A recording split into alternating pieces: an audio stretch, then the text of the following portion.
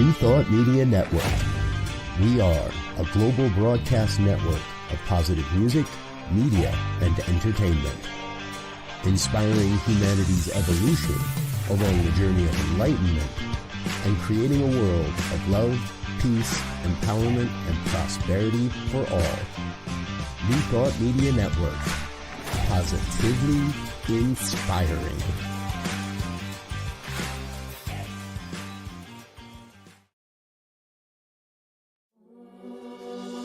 Free my mind, open my heart with the whispers of truth. To live a conscious life, to live a conscious life on the growing edge. On the growing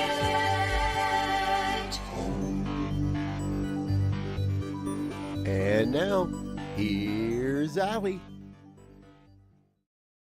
Hello and welcome to Growing Edge Live.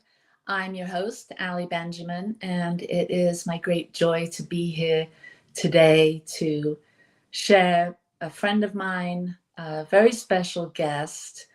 And each week we jump on and I discuss so many different topics with so many different people. It's my absolute joy to be able to have these conversations, these deep dives here at the Growing Edge, expanding consciousness, building awareness, and helping us wake up to see what is going on in the world outside of our own particular play box, our playground that we exist in, and see what other people are doing to channel their time, their talent, their energy, their resources, their creativity, and their love into doing good work in the world.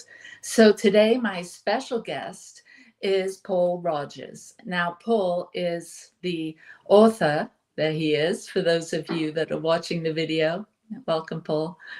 Paul is the author of Money, Love, and Bitcoin, Creating a Path to a Freer, Fairer, and More Peaceful World. He is a former certified financial planner and wealth manager. After leaving traditional finance, he unexpectedly discovered Bitcoin and realized its potential to address many of the problems he observed in our existing monetary system. He trained in the science of yoga in India and has studied various wisdom traditions from around the world. His passion lies in integrating these experiences to envision new systems and possibilities to help us lead our best lives. He and his wife, Denise, now live in Portugal. So welcome, Paul. Well, thank you. It's wonderful to see you, and it's wonderful to be here with you and your audience. And I know I might be a little bit different guest than sometimes, but it's exciting for me to be able to bridge these topics. I think, as you put in the objective of this whole network, is love and empowerment and prosperity and abundance. And that's really what my passion project in writing this book is all about. Yeah, it's a beautiful combination of all the things that I'm interested in. Money and Bitcoin weren't things that I thought I was interested in, but nevertheless, we need all of that abundance and prosperity to be able to live the kind of lives that offer us experience and connection and adventure. And so it really is all tied into just being here on Earth and being human. And so let's dive in a little bit. Let's hear a little bit about you, where you were born.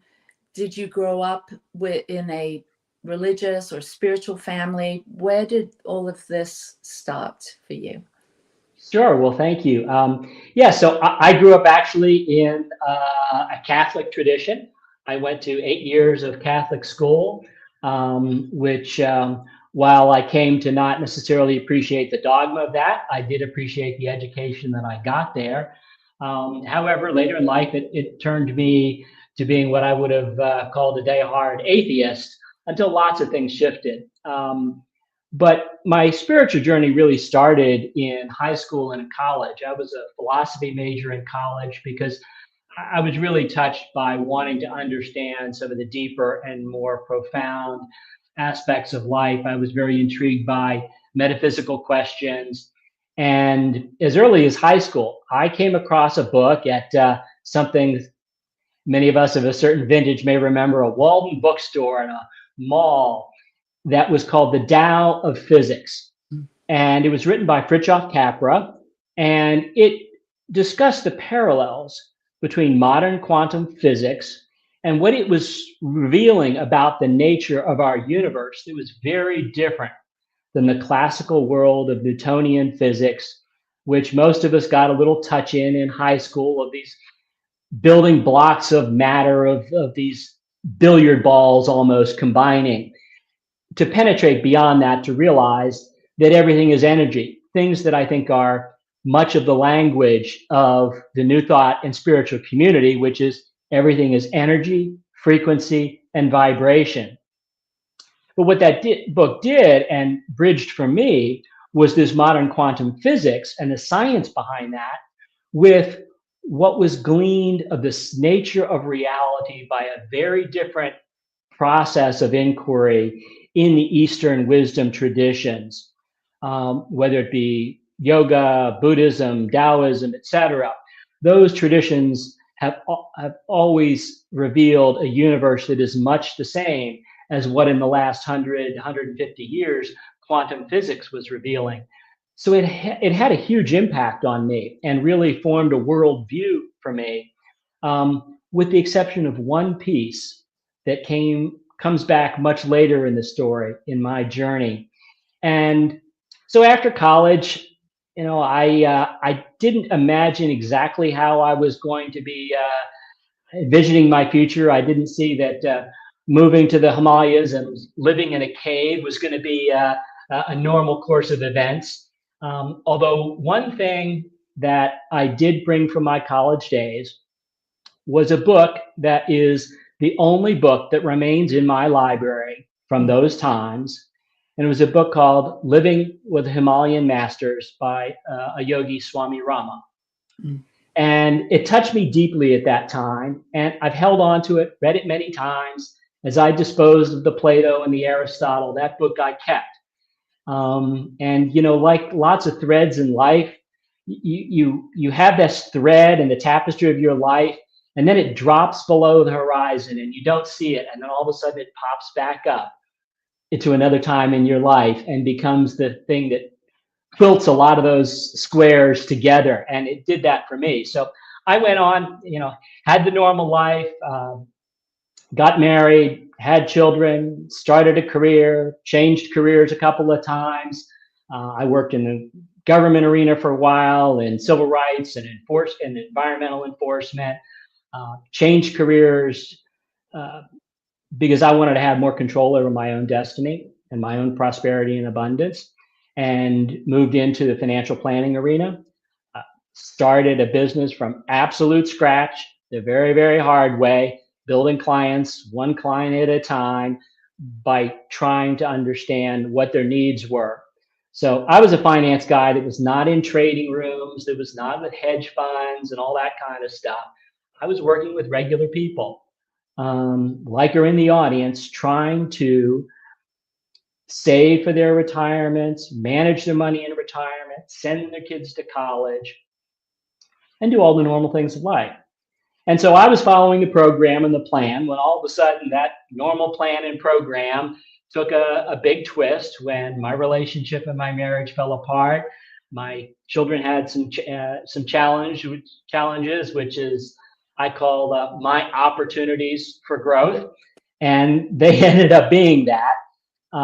Through that dark night of the soul, I came to a point where 30 years later, almost, I said, you know what, I need to return to some of these deeper questions that I had sort of set aside as I was doing the normal things in life. And I'm at a stage now in my life where it's becoming more critical for me to re-examine some of the fundamental understandings that I had about life, some of the views, and to probe a little bit deeper.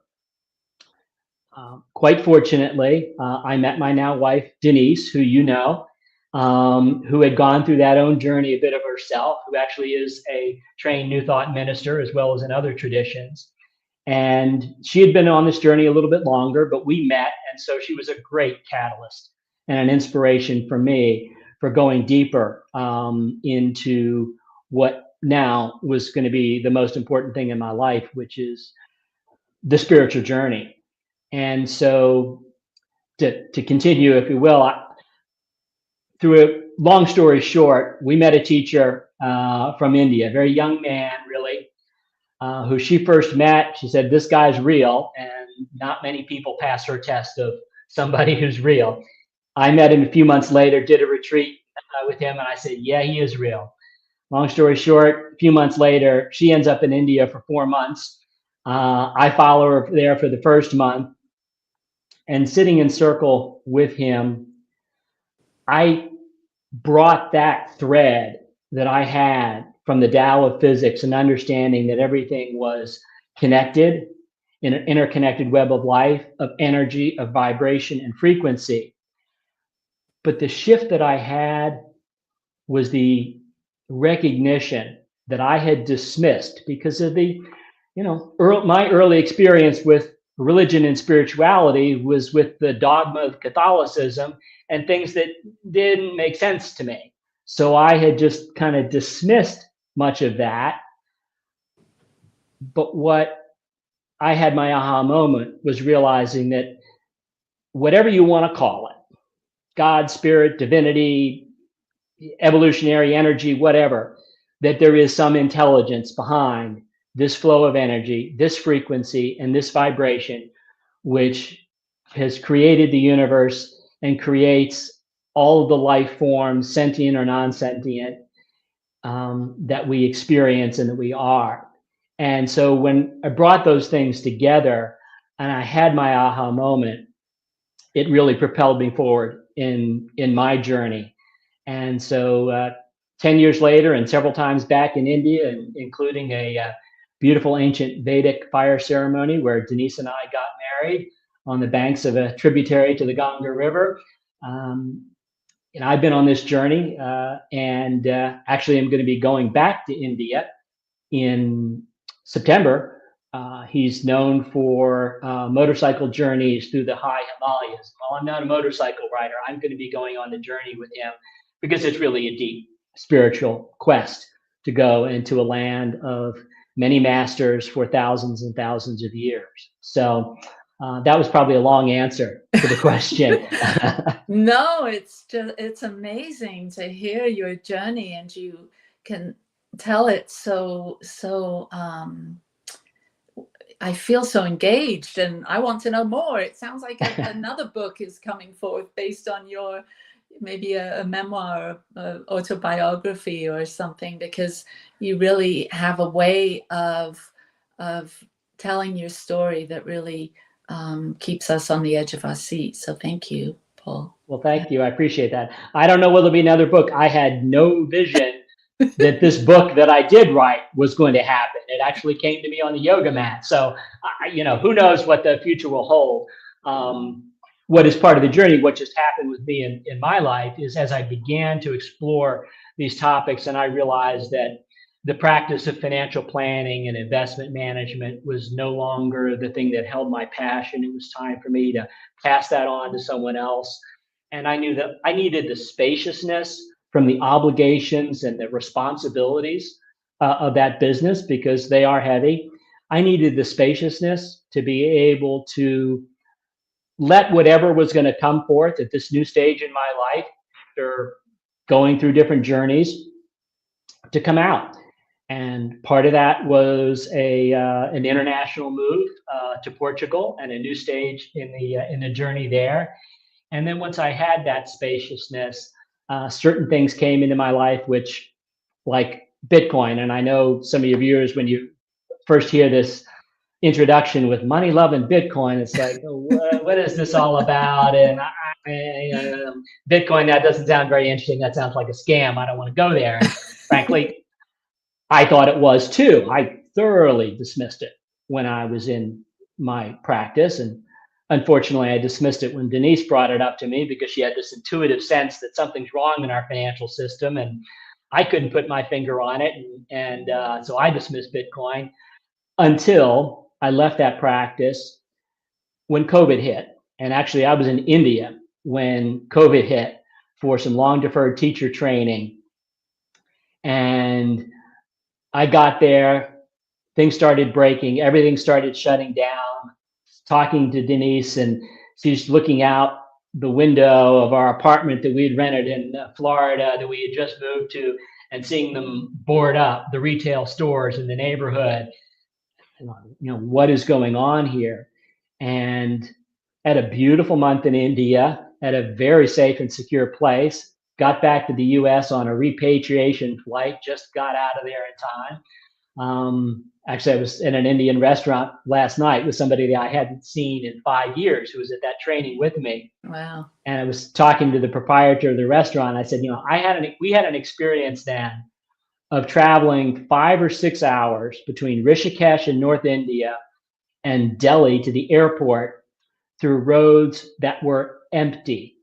Hmm. If you know anything about India, you don't have empty roads.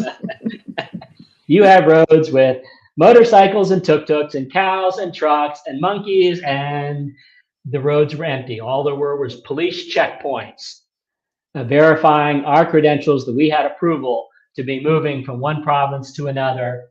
Mm. And so I got back home, and that's when all of a sudden, with this very deep grounding in the spiritual practice that I had there, and COVID hit and everything started unrolling, and you just go, what is going on here?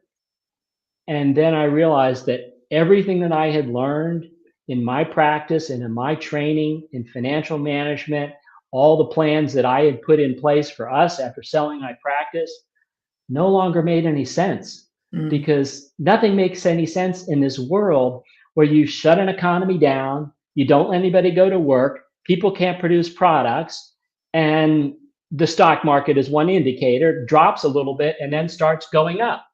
And then the government starts sending checks to everybody. And we had bought a house, and because during COVID, we couldn't move internationally because you couldn't travel.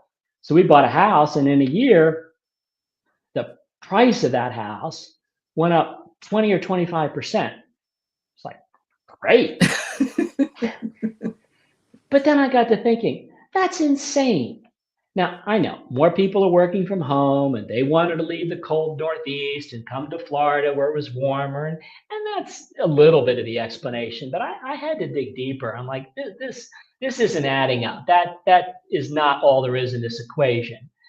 And Bitcoiners call it falling down the Bitcoin rabbit hole, to trace back to Alice in Wonderland, because you peer down this well and you realize, you say, what's down there? And you fall down and you realize what's really happening in the system. What I realized that I did not understand in my practice is really what money is. And my aha moment there, like my aha moment in India, was, it's not that the value of our house was going up. It's that what we would have been trying to buy it with, or anybody else, US dollars, was going down in value, because the government and the central banks had flooded the economy with lots of new money. And that's what started a journey that I absolutely never expected to be going on. When I was in my financial practice or in my yoga training in India, and here I am doing podcasts about a book that I wrote, Money, Love, and Bitcoin. Wow. Well, you've touched on so many things that I could just pull any one of those threads and go down rabbit holes, several different rabbit holes like Alice in Wonderland. Please do as you wish. And I want to get to the Bitcoin piece and the money and the fiat system and what you discovered down there in the whole of all whatever. But I really want to go back for a minute. So you mentioned some spiritual teachers, some people that you met and worked with in India. Can you say a little bit more about that? And this motorcycle journey that you're going on? Are you actually in a bus, or are you on a motorcycle? I want to know more about all of that. Okay. So the teacher that we met that's had a profound influence on me, and in fact, I quote several of his books in the book, and I was truly humbled and honored that he wrote what is the foreword to the book. That's the highest honor that I think any of us can have in our spiritual journey, is to have the teacher that we most revere bless our work as a valuable contribution. So it was when I met him, he was very young. He's in his 30s. And because I was a philosophy major and I have an intellectual orientation, I needed in my spiritual journey a multifaceted practice and tradition that met a variety of needs. I had to have an intellectual foundation for me that could answer all my questions. And in that circle, I had my aha moment. He and I went at each other. I went at him because I just wasn't buying some of this stuff. And there were 20 people sitting in circle there, and they're all kind of shaking their heads going, what are they talking about? I'm talking about materialism and reductionism, and he's talking about, you know, the intelligence behind the universe, and I'm not quite buying it until I had that moment. And I ultimately said to him, I said, well, I handed you Occam's razor, which is that principle that the simplest explanation is probably one of the most useful and intelligible. Not always true, but in this case. And what changed it for me was, you know, the scientific process is a very valuable and legitimate process that has had great advances for humanity.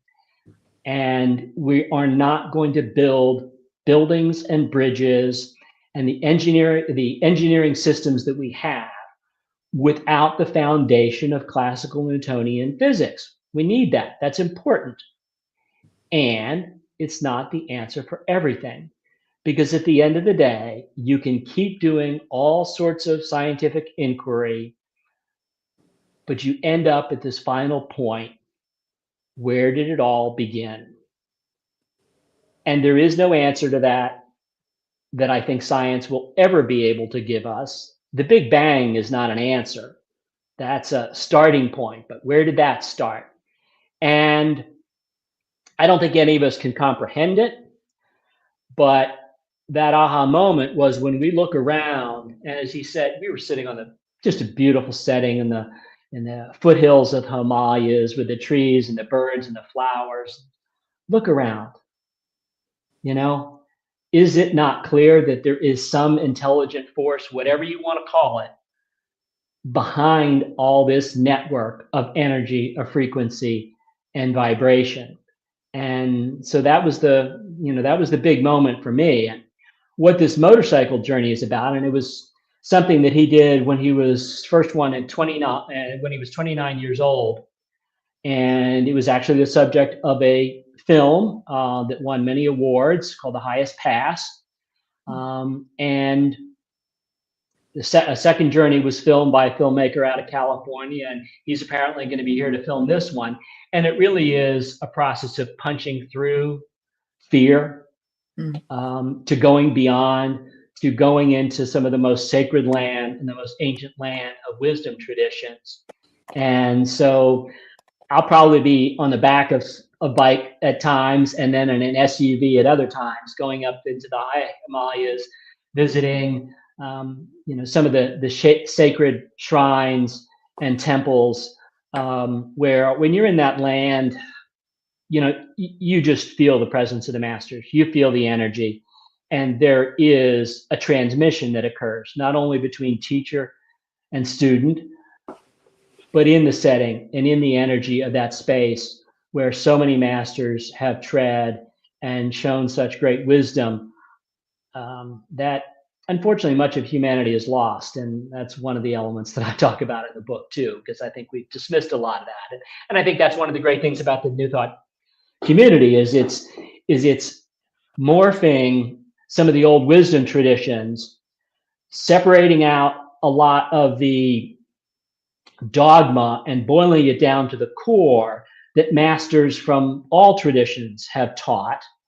And different traditions are going to appeal to different people, different practices, but as I said, the tradition that he was from in this yoga Vedantic tradition, and people think of yoga as like a gym class, that you do at the fitness center. That's not the yoga I'm talking about. And so it has an intellectual framework which appealed to me, but also the energetic practices, Kriya practices, breath work, free movement, dance, that are able to free the body up from some of the limitations that oftentimes traumatic experiences or habits and patterns, that we can move that energy quite often by just moving it in the energetic body, moving it in the mental body, the etheric bodies. And when you combine, for me, a wisdom tradition that satisfied my intellectual curiosity with the physical, energetic, pranic practices that really gave me the personal experience that went beyond an intellectual understanding to true wisdom. Yeah. Yeah, I'm hearing you. I've studied also some of these Kriya Yoga, and and also the intellectual part of it is important for me to have an understanding of what we're talking about, and then an embodiment of these deeper levels, vibrations, frequencies, energies, and the information that somehow is, we intersect with when we're in those higher spaces, when we're feeling a deeper connection in our body, an embodiment of this wisdom. Then we're able to open up to receive, this is my experience, more information, more insight, more aliveness, more energy, that in the in the phenomenal world that we've been programmed in and accustomed to focus on, we miss that. And so, as you're sharing, as I also have studied with Sadhguru, I know that's not who you're talking about, completely here. You're also talking about Anand, right? And I can never say his last name. Malhotra. Yeah. Anand Malhotra. Yes. And but also done work with Sadhguru. Yes. So. Yeah. And being a creative myself, I haven't authored a book on something so niche as money, Bitcoin, I should say, but, channeling that energy that is unlocked or activated in me when I do Kriya Yoga, then it's such a delight to be in that creative flow, being able to express what's at that deeper level of maybe the soul and the heart, to make paintings or write something or create something beautiful. So we have to take a really short break, but when we come back, I want to move into how this book, how you got into all of the wisdom that's channeled through you, that you tapped into, to organize it in these ways: money, love, Bitcoin. All right, everyone, we'll be right back with Paul Rogers. Thank you.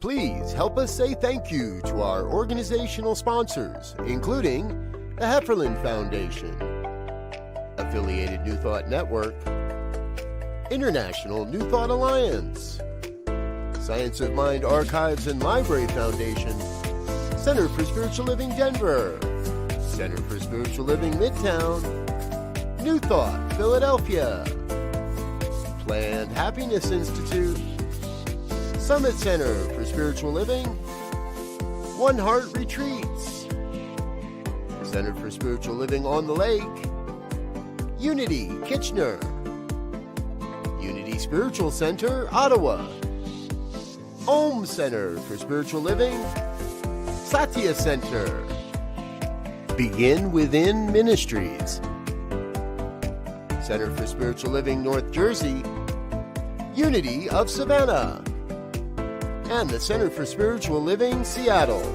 as well as all of our individual donors.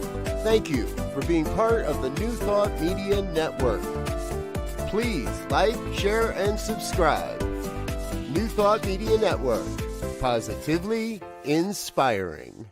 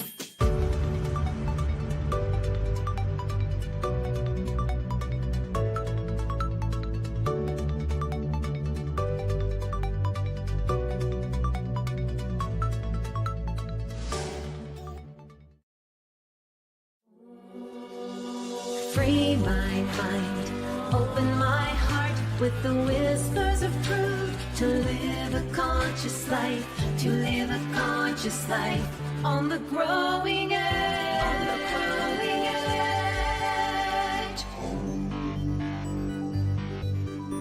edge. And now, here's Allie. We're back, Paul Rogers and I, talking about money, love, and Bitcoin and spirituality. So let's dive into these unusual partnerships, money, love, and Bitcoin. You know, in New Thought, we understand that everything's one and interrelated and interconnected. But I think because we are living in this phenomenal universe where, you know, we're not always in that spiritual mindset or heart set. And so let's hear the process. How did you tie these three things together? Sure. Well, you know, I think most people, even if you don't understand anything about Bitcoin and dismiss it, as I had done for many years, can put money and Bitcoin together somehow in the same space. But that word love in the middle throws people off. And why is that there? And how does that fit in? And that was actually the inspiration for my book. I was on the yoga mat one day and I just had this download, so to speak.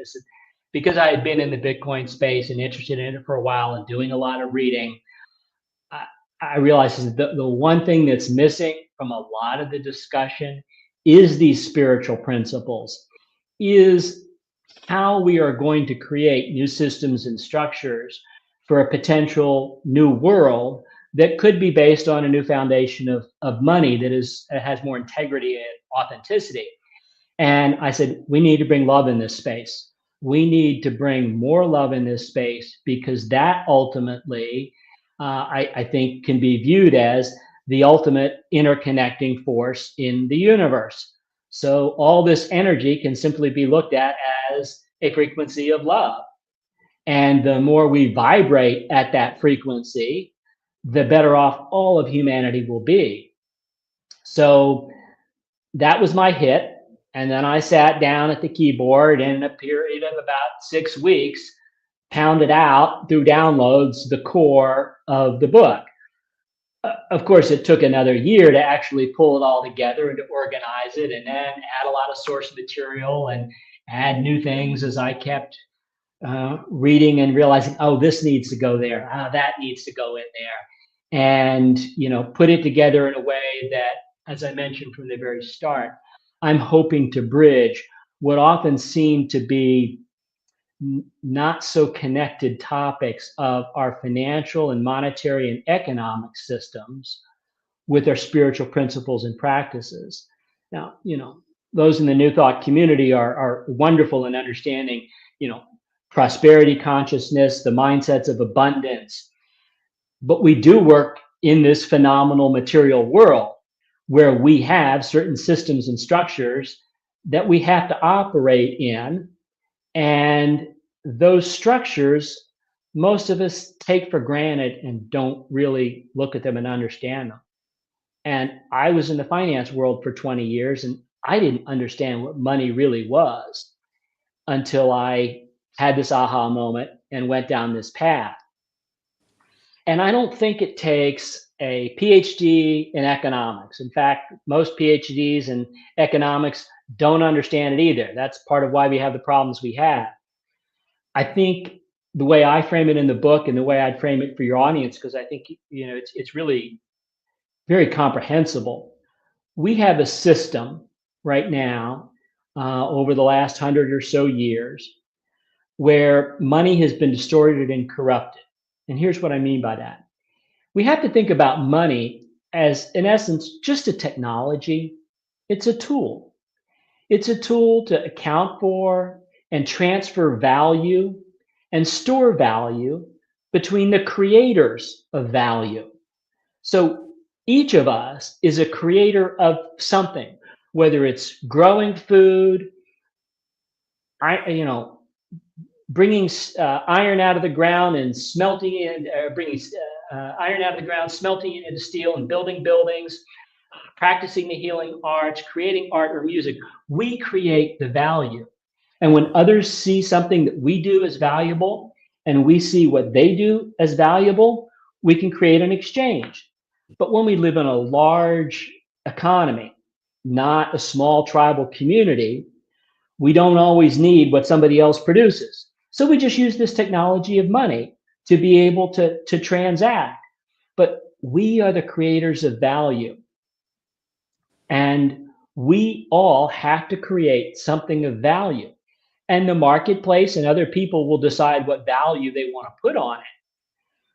But where this gets confused, and then should be obvious, is how can we operate in a system of money where we have people creating money without adding any value? So central banks and governments add digits to accounts of huge banks when they want to stimulate activity or to reduce certain activity, or run the printing presses. And maybe they went to a few meetings, but they didn't create anything of real value to humanity. And yet they're creating what we all consider to be money. That makes no sense. That's an inauthentic money. It's a technology which is deeply flawed because it doesn't represent what authentic money with integrity is supposed to represent. Our ability to convert this energy through human time, labor, and effort into something that contributes to other people. And that's what the understanding that I had that realized why it was so difficult in my practice to do what everybody wanted to really do. Most people did not want to go see a financial advisor. They just knew they had to because, they were working their job. They were trying to save some money. They were trying to spend less than they earned and save that for retirement. And most people really would just like to preserve the value of what they contribute and don't spend. But we had this crazy inflationary system that really is stealing everybody's time and energy from us by these institutions that are creating fake money that don't represent any real value. And so when you flood a system with money that has no value, it dilutes the value of all the effort of all of us. And so that's why people can't just save. You have to end up in this whole world of investment. It gave me a job for 20 years. I tried to do the right thing, but it's a system that is designed to work against us. And, we've all seen, and the tragedy is, we've probably all seen these Instagram and TikTok videos of these mothers in tears behind the wheel of their car with the kids in the back seat, crying about how they're going from their second or third job. They are just trying to put food on the table and make ends meet. They're doing everything they can. And egg prices are skyrocketing and fuel is skyrocketing and the housing prices are insane.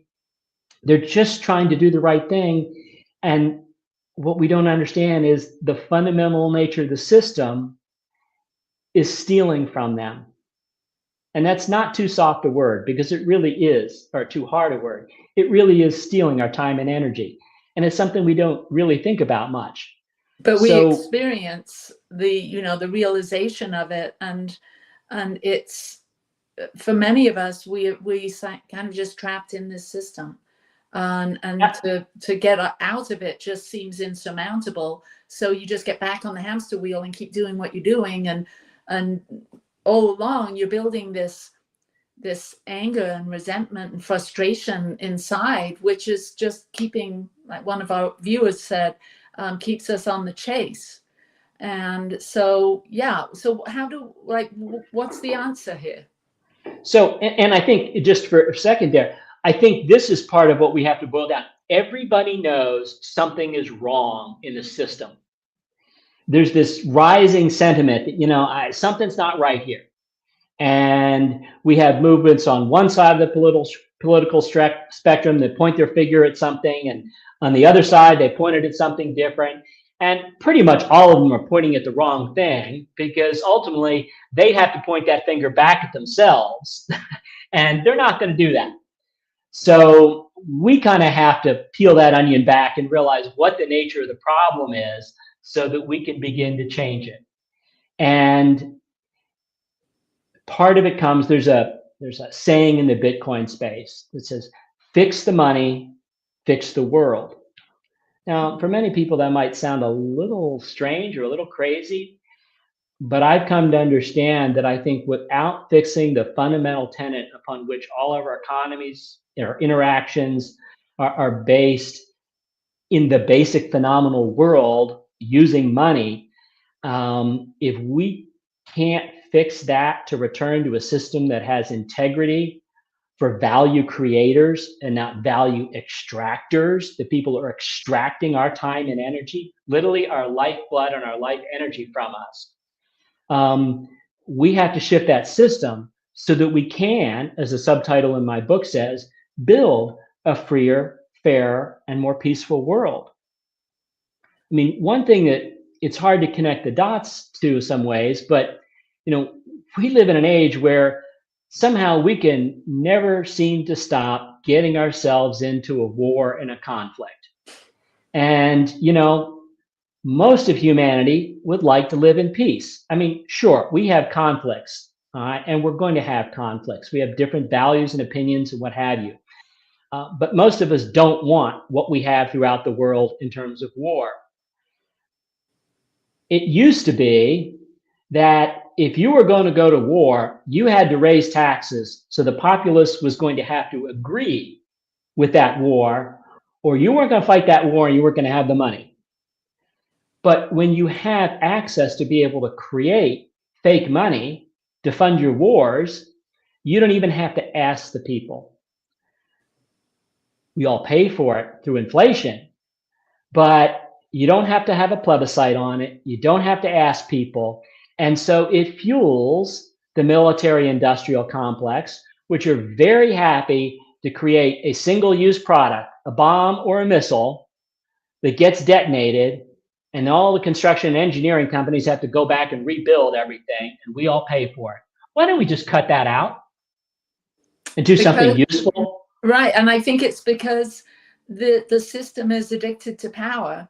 And I think it was Bob Marley or some reggae writer that said, when the power of love overcomes the love of power, we might, find ourselves or be at peace. So Bitcoin, is this the answer? I mean, or is it that we need to wake up to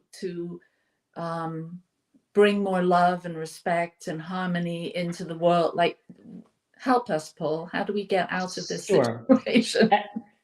As counterintuitive it might seem, and as crazy as it might seem, yes, a new monetary system, and a monetary system, I think, based on a rules-based protocol that doesn't require permission from anyone else, that isn't corruptible by politicians in the same way that our existing fiat system is, I think holds great potential to be a foundation for new systems and structures.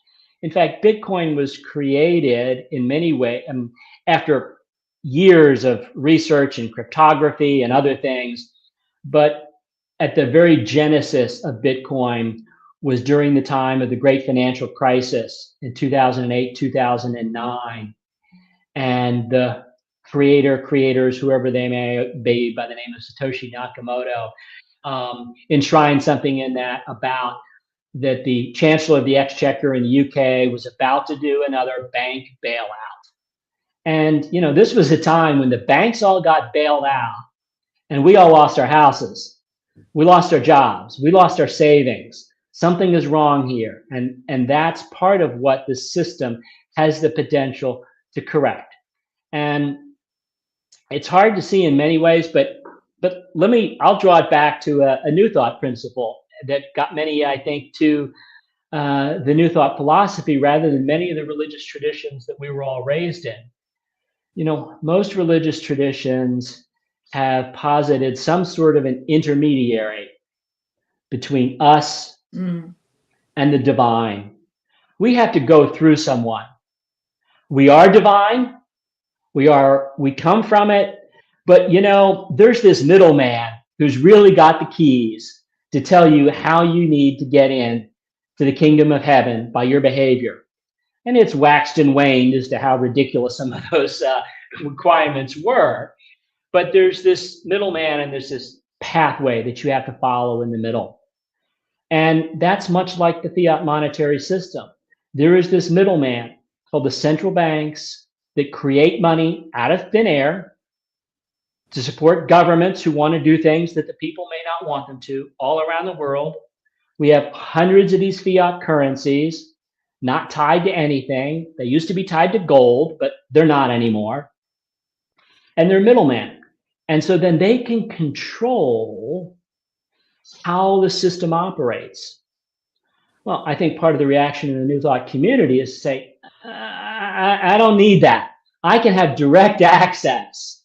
I have direct access. I don't need a middleman to be able to realize my divine nature, to express my gifts and talents and creativity, and to explore the spiritual nature of this world that we live in and this universe we live in. And the parallel in Bitcoin is that there is no intermediary. There is no CEO or central bank of Bitcoin. There is nobody who stands in the way between you and anyone else who wants to transact around the globe 24/7, 365 days a year. There is a set of rules that is trustless, permissionless, and immutable. That's something that we have never had the ability to have in humanity. And at first blush, without doing a little study on it, I don't see how this quite fits. But if you use this principle of we wanted to get rid of these middlemen that were extracting from us and giving the rules for how we had to operate without really adding any value, and we realize that's much of what's happening in our current monetary system. So we get rid of that, and then we lose that layer, and it's a new way of operating. And yeah, well, what I'm hearing is sovereignty, personal sovereignty, and people are so used to having the structure of traditional financial systems in their lives, just as many are so accustomed to having the foundation or the security or the guidelines of religion. I live here in Utah. You know, we're predominantly LDS or Mormon here. And I've asked, I remember I met this one guy, a Catholic guy. He came to my art studio. Actually, he said he's LDS. He used to be Catholic. And I said, oh, that's interesting. So what made you choose, Mormonism over Catholicism? And he said, oh, they just explain more about things. There's more answers within the Mormon church than there was the Catholic church. And so I'm just saying this because I think people are so wanting to have that security, that safety, and they resist having a one-on-one relationship with the divine or an intermediary. And so I can see the parallel of moving into maybe the Bitcoin space as pretty scary for a lot of people that like that comfort. Absolutely, because with personal sovereignty comes personal responsibility. And that's not something we've been indoctrinated into having or accepting, because frankly, the system doesn't want us to see things that way. They want us to be dependent upon those that have the power to extract resources from us and to have control. And the less personal responsibility, accountability, access to whether it's the divine or just the actual fruits of our labors in the material world, and have to rely on somebody else to control that system, then the more the control they have and the less control we have. The cost that it comes is more opaque and less transparent. And so it's part of what I'm trying to do is peel that back and, as they say, look at the man behind the curtain. And we do need to pay attention to him because they're pulling the strings that are creating lots of problems. And, the end state for me is that what should be happening in our economy, in our society, as we have had explosions in the productivity that comes from technology, the ability to do things much faster, much better, and much cheaper. Life should be getting easier, not harder. I mean, a simple example is, it would take months to frame a house when you had to use a hammer and a nail. We have nail guns that can spit the nails out, and you can frame a house in days. So why is the house getting more expensive? That makes no sense. So prices should be getting cheaper. We see this in some things where, when we were growing up to go to math class, you had to buy a calculator. Now it's a throwaway on a phone. But for so many other things, that's not the case. But if we didn't have this extractive class of the money printer stealing from us, prices would be falling, life would be easier. That mom who's crying with the two kids back in the car working two jobs to pay the bills might be able to get by on one job. Or, we remember those days when only one income was enough to support a family, have a decent lifestyle, give your kids a decent education. How can we have this explosion in technology and standards of living in many ways are going down? I mean, certain quality of things is going up, but my end state and my hope, and I think the potential is that if we can get into a new system where prices fall, then we have the opportunity to allow people to really express their humanity, express their divine gifts, work less to be able to meet the basic needs of food, shelter, and clothing, and explore these deeper things that all of us know are much more important than commercial transactions and buying stuff. It's just that we get caught in, it's hard to make a living, or we get caught in the traps of consumerism that the system wants to keep sending out to us to keep us in debt and keep us on this hamster wheel of buying without ever really getting to what we all know is more important. And, that's where this love comes in, as I say in the book. And, everybody knows that love is more important than anything else. And if you were given a choice between having a Lamborghini, the, end all of consumerism, I suppose, or love, everybody's going to pick love. So let's all choose that. Yeah, let's do it. So the end of the show is approaching, and I always end with, we all know the song, "What the World Needs Now is Love, Sweet Love."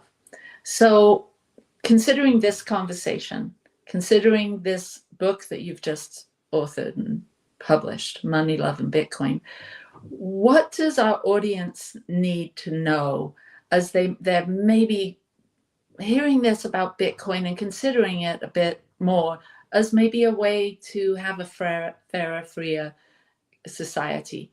So what do the guests need to know as we're saying goodbye here about Bitcoin? What would be the next few steps for them to take in their own journey to sovereignty? Sure. Well, just like in the spiritual journey, sometimes you have to step back from what you've been told is the way things are and have a different perspective.